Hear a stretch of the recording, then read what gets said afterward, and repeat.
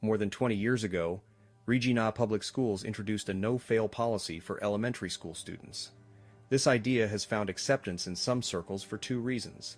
One is that by educating a child an extra year, the system would spend more tax dollars over their educational lifetime. The other reason is to protect children's self-esteem. Yes, it is difficult for a student to watch friends move ahead while they stay behind. But it's far worse to pass through a school system without standards and emerge years later without knowledge. The result is an uneducated adult handicapped in pursuing more education or gainful employment. And how is their self-esteem then? How hard will a student work if they know it doesn't matter what they do or don't do? Not only is the course material lost, but so are formative lessons about work ethic and the reality of consequences for choices. Instead, the reward of a passing grade comes automatically, just like salaries did for laborers in the Soviet bloc. In communist Poland, the miners would say, "Whether you sit down or you stand erect, 1,000 zlotys you expect." Equality for everyone denied advancement for anyone.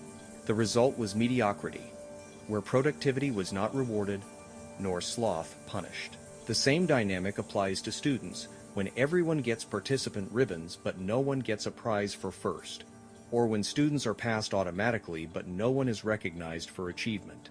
One mother I met told me her son had floundered at math in grade 4. She got letters throughout the year telling her that her son didn't get it. Regardless, at the end of the year, he was passed to grade 5.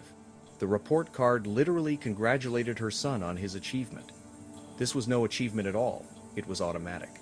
A former teacher, who retired in 2004, told me the no-fail policy was implemented before she left.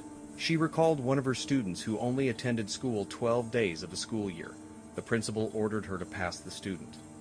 People taking swimming or martial arts lessons don't advance until they've met the requirements for the current level. That makes sense because the learner isn't ready. No-fail schools ignore this at students' peril. The prematurely passed child, unable to meet the challenge of the previous year, feels increasingly lost in the next one. Sometimes a good teacher can pull them up, but without intervention, the child falls to greater failure. The student disengages, feeling increasingly stupid as the years pass. They're made to sit in class long after they stop trying to understand. The classroom becomes a quiet torture chamber, as the student, painfully aware of their own inability, watches their self-esteem plummet. How ironic. Unfortunately, this predictable set of consequences has been confirmed many times. One day I happened upon 3 people smoking weed at a corner house. As I explained the problems of no-fail, a man roughly 50 years old said, "I grew up in Ontario, and that's what they did to me. I can't read or write." Down the block, a mother told me how she asked her son's school to hold him back in grade 4.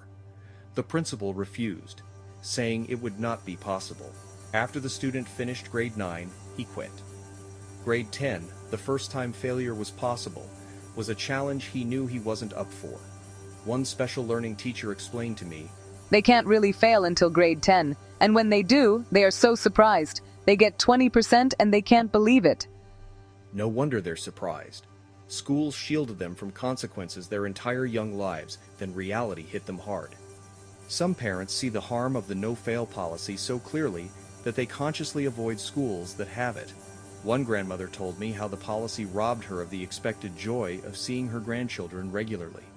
Her son, his spouse, and their children moved to the city of Regina from Prince Edward Island. Their young daughter had just failed grade 4, so they registered her in grade 4.